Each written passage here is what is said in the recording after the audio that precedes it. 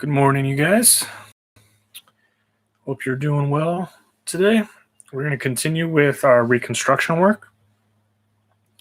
Before we get into the last two documents from the packet, okay, we'll go over both of those today. But before we do that, any questions from the previous documents? Okay, we've looked at any questions on any of that, timeline, Reconstruction in general?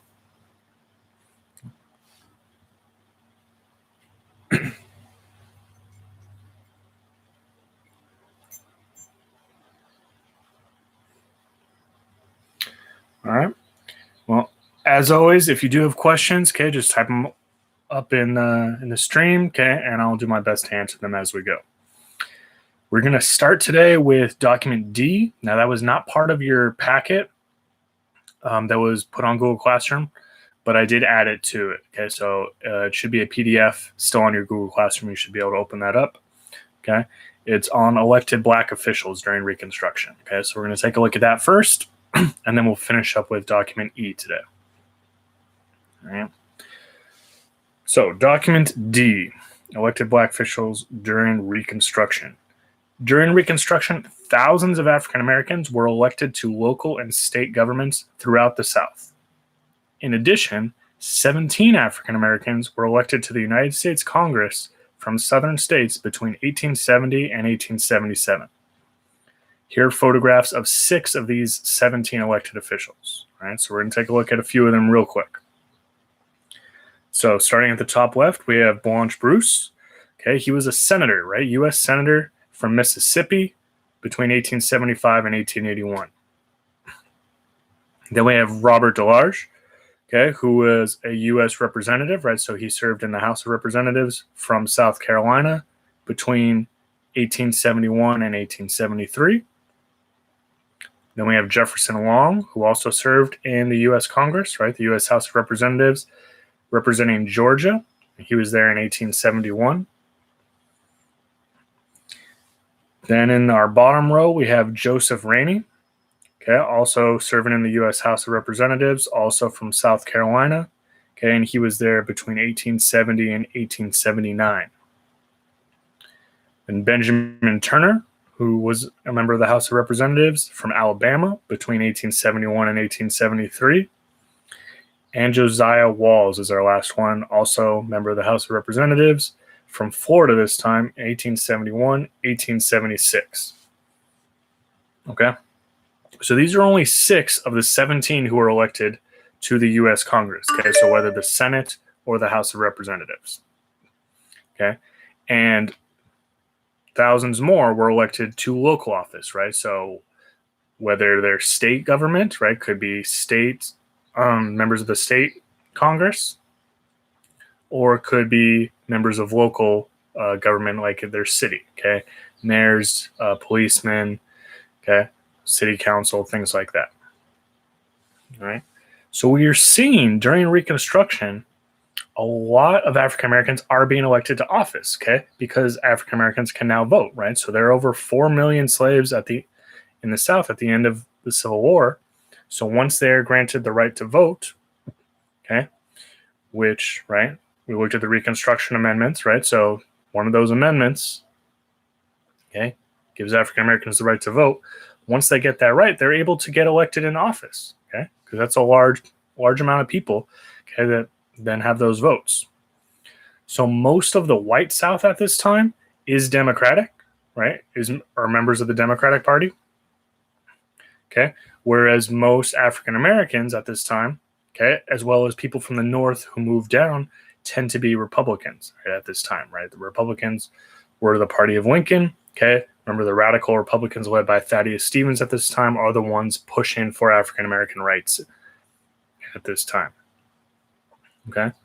So we're going to see that during Reconstruction, when the Union Army stays in the South to protect those rights and the radical Republicans are really pushing for those rights, that we get a lot of representation, right? And right, both locally and all the way up into the national government, okay, which is a huge deal, okay, to be able to be represented, right? To be able to see people from your community, right, go work in government, to have them represent your rights. okay, and have your voice heard at that level. Once Reconstruction ends, which we'll talk about probably at the end of next week, maybe the following week. Once Reconstruction ends and the Union Army is pulled out of the South and they are no longer there protecting African Americans' rights to vote, the amount of representatives is going to plummet. Okay, we're not going to see any more African American representation, okay, in government, at least at the national level, for a long time from the South. And it's going to be a really long time, and it's going to be extremely hard for African Americans to exercise many of their rights that are granted to them through the Reconstruction Amendments, things like being able to vote, having equal protection under the law. Okay, once the Army leaves and they don't have that protection, right, even though the law says they're supposed to be able to do these things, it's not going to work out that way, because we're going to see groups like the KKK and the White League, which we're going to look at both of those next week, are going to be using terrorism, right, using intimidation tactics to force them away from voting, away from exercising their rights. Okay, so just like we've talked about all year, even though you may have certain rights and you're supposed to have them, you need to continually fight for them, and you need to make sure that you are getting access to those, because other people will try and take them away. Yeah, and that goes from this time period, okay, during Reconstruction all the way up to today, right? You need to know your rights, and you need to be able to stand up and fight for them and fight for your neighbor's rights as well. Okay. Any questions on document D, looking at some of those elected African Americans? All right, then we are going to move on to the last document, document E, which is on education. Okay. So in 1865, the United States government created the Freedmen's Bureau to help former slaves in southern states.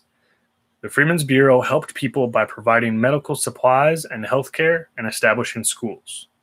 The creation of schools for former slaves was an important part of Reconstruction. Before the Civil War, southern states outlawed the teaching of reading and writing to slaves. And then this is from that document. Yeah. Many of the Negroes, common plantation Negroes, and day laborers in the towns and villages were supporting little schools themselves. Everywhere I found them hoping to get their children into schools. I often noticed that workers in stores and men working in warehouses and cart drivers on the streets had spelling books with them and were studying them during the time they were not working. Go outside any large town in the South and walk among the Negro housing, and you will see children, and in many cases grown Negroes, sitting in the sun alongside their cabins studying. Okay, and this was quoted by Cindy Andrews in the Joint Report on Reconstruction in 1866. Okay, so the document is an excerpt, right? It's a part of a report from a white man from the North working for the United States government who went into the South, okay, and he was taking notes, right? He was interviewing people, finding out what Reconstruction was like, what was the situation, okay? And again, as we've said numerous times on these videos, right, when we're reading these, right, there's language that we wouldn't necessarily be using today, right? But it's a primary source, right? It's a historical document, so we're going to say the terms when we're looking at it, okay, but it's not something we're using in casual conversation. So I know you guys are respectful young people, and we've talked about that, but just a reminder.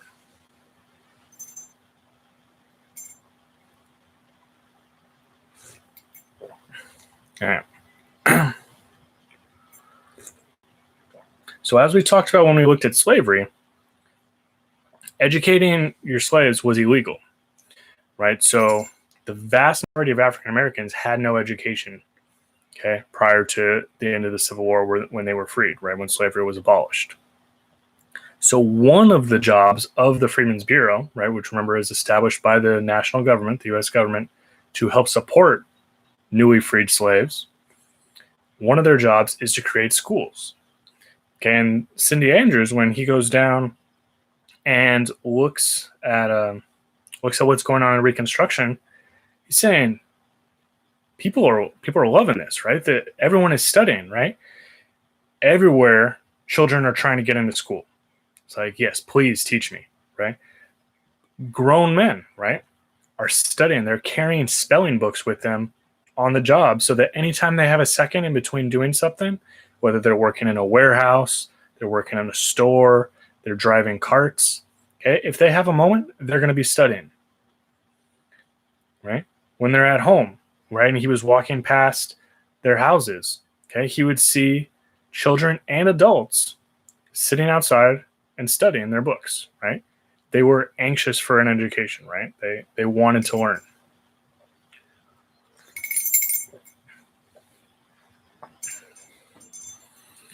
So education was a huge part of the Freedmen's Bureau's job, right?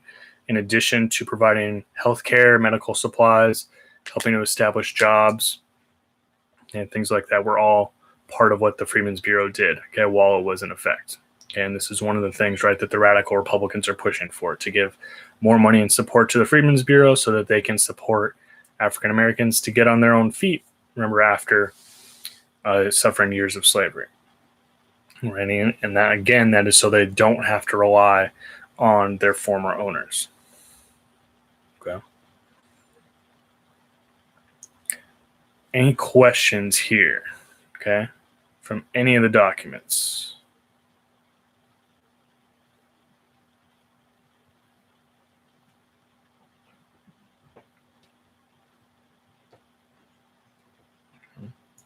Okay, we're remembering that this entire packet is due Sunday. Okay, so making sure you get that turned in on time.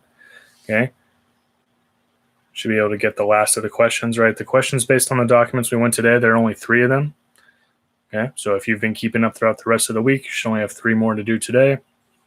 If you haven't, make sure you're catching up, okay, and turning it in by Sunday. Also, a reminder that your record of our times, right, the journal that you've been keeping up throughout quarantine, is due on Monday. Okay, so keeping up with that. Again, that's the last big assignment that we're going to have. That we will still have work to do. And so getting that turned in by Monday, catching up with that. If you have not been on top of it, right, you're supposed to have been doing a journal every single day throughout this whole experience. It doesn't need to be long, okay, but you should be journaling every single day. So getting that done. Continue to work on portfolio, okay? That is due next week, next Friday. Your final portfolio is due, okay? So making sure you're getting that taken care of. All right.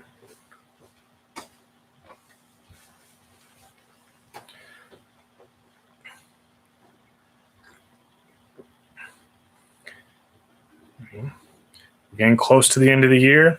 I posted another form on Google Classroom. So if you guys have ideas for things you would like to cover in the last few days, where we'll be done with most of the work that we need to get through. Okay, we should be finishing end of next week, maybe the beginning of the week after. So we'll have a few days where we can do stuff that's a little more fun, maybe just of interest to you. So go ahead and fill out that form. Let me know what you guys are thinking, if there's something in particular you would like to cover. All right. So if there aren't any more questions, we're going to wrap that up for the day. And again, we will be taking a closer look at some of the white supremacist groups that arose during Reconstruction next week. Okay, so we'll continue to do these YouTube sessions just about every day at 11. So make sure you're tuning in next week. Okay, I'll post it as always on our Google Classroom. And of course, we have tutoring tomorrow via Zoom. Right. So if you guys need help with anything or just want to check in, okay, tomorrow, 11 o'clock, just like normal, and I'll post that info as well. All right. Hope you guys are doing well. Again, close to the end of the year. Keep it up. Final push. And I will talk to you guys later. All right. Be well.